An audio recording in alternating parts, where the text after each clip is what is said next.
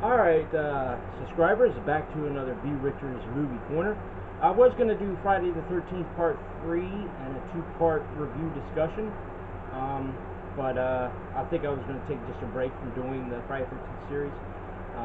Yeah, I've been getting a lot of views for the Part 1 and Part 2, so I'm definitely going to do another one of those. But today marks the 50 Days of Horror marathon, starting from here all the way to the end of October 31st. And today's double feature movies I'm going to be reviewing is The Curse and Curse 2: The Bite. The first Curse was released in 1987 to a limited amount of theaters. It didn't gross a lot of money, I would say under $2 million. Just some tidbits about the film. It's basically about this family who live on a farm, and the youngest boy, which is played by Wil Wheaton. Many may know him from Stand By Me and Toy Soldiers and Star Trek: The Next Generation. And he finds this meteorite that lands in his backyard, and so things slowly start to happen because this meteor leaks into the ground and goes into their water. And it has the late great actor Claude Akins, who plays his stepdad in the film, and then he has a brother that's played by Malcolm Danare, and his mother, which is played by Kathleen Jordan Gregory, which was her only film that she ever did. Now, one note is that his sister that plays this young sister in the movie is actually his real sister, Amy Wheaton. And you have John Schneider, who played in Dukes of Hazzard. He plays a guy that works for the water company. You have Steve Carlisle, who plays like a realtor, town council guy that owns the city. He's played by Steve Carlisle. And then you have Cooper Huckabee, who plays his next door neighbor, who's a doctor. He played in The Funhouse. And you have his fiancée wife, Hope North. So basically, getting to the story, he finds out the meteorite and gets into the water, and slowly the mother is the first one to get changes on her. She gets these big blisters or warts on her face, and the one scene she goes outside in the garden, she cuts into the lettuce, and it's like all this goo is all coming out of the lettuce, and then she chops up a tomato, and the squirt of blood comes all over her face. And so yeah, that it just progressively gets worse from there. Claude Akins, his character, he goes to the apple tree, and he's sitting there pulling the apples, and the town council guy and realtor, Davidson Realtor, Charlie is his name in the film. He goes up to there and throws him an apple, and he bites into an apple, and there's the worms inside the apple. They look kind of like ringworms, or not really ringworms, but tape. They probably are ringworms or maggots or whatever. And he starts cutting up the apples, and they're all getting rotten and everything. So, and then during this time, the little girl, Wil Wheaton's little sister, is feeding the chickens, and they start pecking at her and cutting her up with pecks. Because all the animals are drinking blood, and all the fruits and vegetables are getting all messed up and distorted. And they save her out of the chicken coop, and slowly things just start going from bad to worse. And yeah, so basically it's Willis who comes to the aid of John Schneider, comes to the aid of Wil Wheaton and his sister to help him get out of the house. And all this time, the mother has just gone crazy. She kills Steve Carlisle's character. She kills him, and she slowly just deteriorates and melts. As you see towards the end of the movie, she's like nothing but pure melted skeleton ooze, whatever. And then Claude Akins' character, he gets killed, and Malcolm Danare, which is the stepbrother, he gets killed, and all this stuff happens all at once. Basically, it's supposed to be based on H.P. Lovecraft story, short story, But I mean, it's nothing like H.P. Lovecraft movies. There's probably tons of people who know who H.P. Lovecraft and love his movies and the short stories and stuff like that. The Unnameable was actually one to mention that's actually good, and say Reanimator as well. But as far as being an H.P. Lovecraft adaptation, this ain't the best. I originally saw this movie in, '92 was the first time I saw it. And when I first saw it, I didn't know what to expect, because, I just first time seeing it, and after saw it, I'm like, yeah, I don't get really grossed out by like things like, throw up or anything. I can eat meals and stuff while I'm watching gore movies, look at Dead Alive or anything like this, when they're cutting up the tomatoes in this movie, and blood and maggots and ooze all comes out, and she's throwing up and all that. That doesn't bother me. But I can see that a lot of people might want to hold their, throw up or whatever. But yeah, it's, as far as the movie goes, I mean, I would rate it probably, I would give it 2.5 stars, and a scale of 1 to 10, I would probably give it about a 4. So yeah, it's not the best adaptation of a H.P. Lovecraft movie, and it's not one of the best 80s films out there. I know it went on to do a Curse 2, The Bite, and then made another one, Curse 3, and there was another one called Curse 4, which was originally called Catacombs. But yeah, I don't ever see this getting a remake, but you never know. They've made remakes to other films that I didn't think would ever get remade either, but I seriously doubt this will. But so yeah, that's The Curse.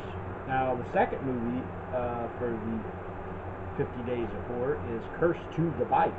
Now this one has got the soap opera star J. Eddie Peck and his girlfriend Jill. Let me make sure I can get her last name right. Jolene. She was one. I had a big crush on her throughout the 90s. I mean, because like I said, I didn't see the first one until '92. So not long after that, the same year, I also saw Curse 2, The Bite. Now that I saw on Cinemax. The Curse I saw on Cinemax as well. But Curse 2 is basically where this guy and his girl are driving to, I guess, just traveling around and stuff, and they go to this one spot, and there's like hundreds of snakes all over the road, and just run right all over them. And somehow one of the snakes gets up into the back of their car and bites Clark is his name, bites Clark in the arm, and he starts feeling all weird and everything. Now a lot of things the one thing I forgot to mention on the Curse, before I go more further into Curse 2, this does have a screen credit for a Louis Fulci, which is really Lucio Fulci, the late Lucio Fulci, and the producer of this, let me make sure I get his name right, Alvaro G. Santances. I'm not sure if that's how his name is spelled, but he says that he was more like a second unit director on the film, not associate producer. But knowing that Lucio Fulci actually helped in an American film, which was pretty interesting. So going back to Curse 2, The Bite, some actors that are fairly well known, and it's Jamie Farr, who a lot of people may remember him playing on the TV show MASH. Bo Svensson, how you say his name? Bo Svensson. He actually he played in one of the Walking Tall films from the 70s, and he's still acts today. But yeah, you also have Sidney Lazic. He's no longer with us, but yeah, he was a great actor, character actor, and yeah. So you also have Terrence Evans. You may remember him playing a older member of the Texas Chainsaw Massacre from 2003, the remake. He was the older gentleman that had no legs. He's played in a lot of films. He's passed away as well. But yeah, so that, and then you actually have a young Sherry Appleby who played in Roswell, the TV series. She was only like 8 years old in that movie. You have tons of other actors. Al Finn, an African American actor who played in some Empire pictures in the early 80s. Parasite's one of them. He's still alive and kicking. But you also have other character actors throughout the movie. But basically, after they go to where they're traveling to, Clark starts feeling real bad. It's like his bite's really affecting his arm and everything. So he goes to see a doctor. The doctor looks at his arm and his hand's all messed up. He wraps it all up. And but what was funny is, like, later in the film, his hands kind of mutates into like a snake head, and they're trying to attack his girlfriend, and it's a crazy film. I will say that. And the outcome of the movie is Clark eventually mutates into a snake, and he's all messed up, and he ends up getting shot by Bo's character. He shoots him, and Jill Schoelen survives the film. There's a lot of other scenes in the film where they go to this gas station, which is gas station attendant Al Finn was there, and he's got like this mutated dog and whatever, rat, cat, I don't know what the hell it was, but it was mutated, like, and it started growling, and he comes out of his cage and attacks him, and they shoot him. The guy shoots it. But yeah, I mean, Curse 2, The Bite, I mean, definitely has potential, but I mean, I wouldn't recommend either one of these films if you're not into like gore and feeling like you have your stomach's turning because of the ooze and the blood and the gore and stuff. But Curse 2 is actually more tame as far as the gore factor goes. I mean, it does have certain scenes in it that, you know, it's pretty gross, but as far as the second one goes, and they no relation to each other, they're just by name, in name only. And Curse 2, I would probably give that I'd probably give 3 stars. I mean, there is a lot more going action-wise in the film than the Curse. As far as scale 1 to 10, I would probably give it 4.5. So yeah, I pretty much like Curse 2, The Bite, a lot more than the Curse. The Curse has got more of a it's not really a cult following, but it's got more of like a potential cult following. It's just flat out lost on that aspect. But so yeah, that's Curse 1 and Curse 2